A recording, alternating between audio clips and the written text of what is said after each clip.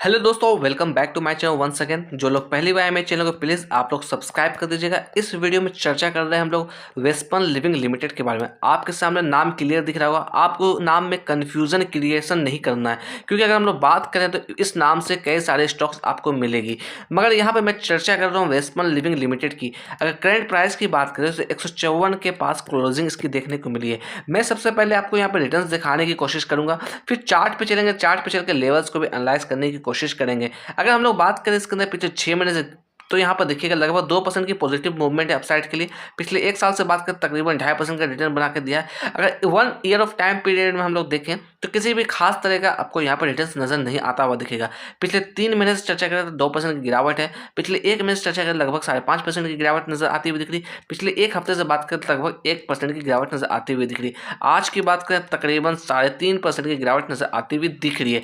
अगर हम लोग बात करें बाजार को लेकर तो बाजार कहीं ना कहीं आपका वोलेटाइल नजर आता हुआ दिख रहा है, तो इसलिए थोड़ा सोच समझ के काम करिए, थोड़ा अवेयरनेस के साथ काम करिए। जल्दबाजी में आपको यहाँ पर पोजीशन नहीं करना है, जल्दबाजी में आपको पोजीशन एग्जिट भी नहीं करना है, तो सोच समझ के डिसीजन लीजिएगा। हम लोग चलते हैं चार्ट पर, लेवल्स को एनालाइज करने की कोशिश करेंगे।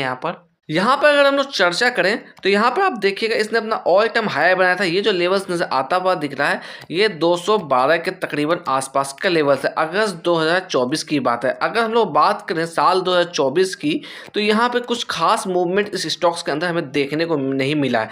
अगर यहाँ से हम लोग चर्चा करें तो ये देखिएगा कहीं ना कहीं आपको साइड जोन में काम करता हुआ दिखा है पूरी तरीके से।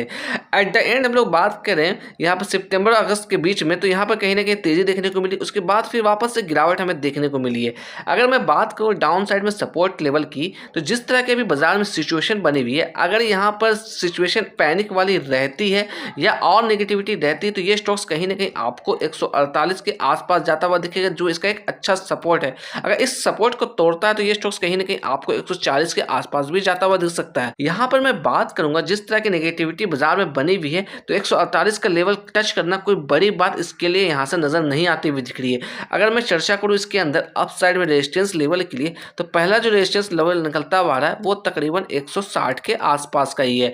मैं ऐसा क्यों लेवल्स बता रहा हूं, तो मैं थोड़ा सा कैंडल को जूम इन कर दूं तो ये आप देखिए किस लेवल्स के आसपास अभी ये स्टॉक्स आपका ट्रेड करता हुआ दिख रहा है। ये जो आप कैंडल देख रहे हैं ये साल 2022 की कैंडल है। अगर हम लोग बात करें अभी हम लोग ठीक उसी लेवल्स के आसपास ट्रेड करते हुए दिख रहे हैं। अगर यहाँ से हम लोग रिजेक्शन की बात करें तो 160 का ही लेवल था जहां से इसके अंदर रिजेक्शन देखने को मिली। ऐसी खतरनाक रिजेक्शन देखने को मिली थी कि डाउन साइड में इसने बॉटम बनाया तकरीबन 68 के लेवल के आसपास।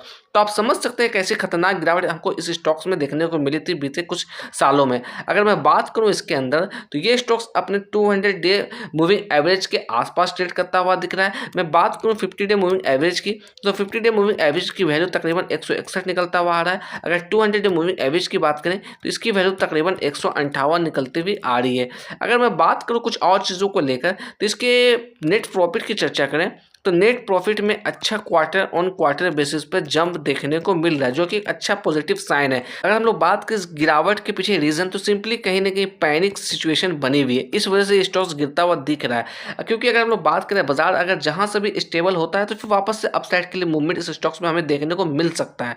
तो पहला जो लेवल होगा हमारा 160 का लेवल होगा rejection level. Next rejection level की बात करें तो कहीं ना कहीं 180 का लेवल निकलता हुआ आ रहा है। अगर मैं कुछ और चीज़ों को आपको दिखाने की कोशिश करूँ इसके अंदर, तो बीएसई की वेबसाइट पर मैं लेके आया हूं। अगर मैं बात करूं ये डाटा की, तो मैं आपको प्रमोटर होल्डिंग्स और रिटेलर्स होल्डिंग्स दिखाने की कोशिश करूंगा। अगर मैं प्रमोटर होल्डिंग्स की बात करूं तकरीबन 55% की हिस्सेदारी प्रमोटर्स के पास है। मैं यहां पर दिखाने की कोशिश करूंगा वैसे इन्वेस्टर के बारे में, वैसे रिटेलर्स के बारे में जिनकी इन्वेस्टमेंट 2 लाख से कम है। तकरीबन 5% ऐसे इन्वेस्टर है जिनकी इन्वेस्टमेंट 2 लाख से कम है। अगर मैं बात करूँ यहाँ पर तो आप देखिएगा 33.37%, तकरीबन 33.5% की हिस्सेदारी वैसे रिटेलर्स की है जिनकी इन्वेस्टमेंट 2 लाख से ज़्यादा यहाँ पर नज़र आती हुई दिख रही है। तो आप सोच समझ के काम करिएगा, अवेयरनेस के साथ काम करिएगा। अगर बाजार में वापस से रिकवरी आती है तो मे बी ये स्टॉक्स कहीं ना कहीं अपसाइड का मूव आपको दिखाता हुआ दिख सकता है। अगर मैं बात करूँ इसके अंदर कुछ और चीज़ों को लेकर अकॉर्डिंग टू टिकट टिप, अगर मैं परफॉर्मेंस की बात करूँ तो परफॉर्मेंस यहाँ पर लो नज़र आता हुआ दिख रहा है। वैल्यूएशन की बात करें तो वैल्यूएशन हाई नज़र आता हुआ दिख रहा है। अगर एंट्री पॉइंट की बात करें तो यहाँ पर एवरेज नज़र आता हुआ दिख रहा है। अगर मैं चर्चा करूँ फोरकास्ट एंड रेटिंग्स की, तो आप देखिएगा 7 एनालिस्ट ने कवर किया जिसमें 86% लोगों ने कहीं ना कहीं बाय की रिकमेंडेशन दी है।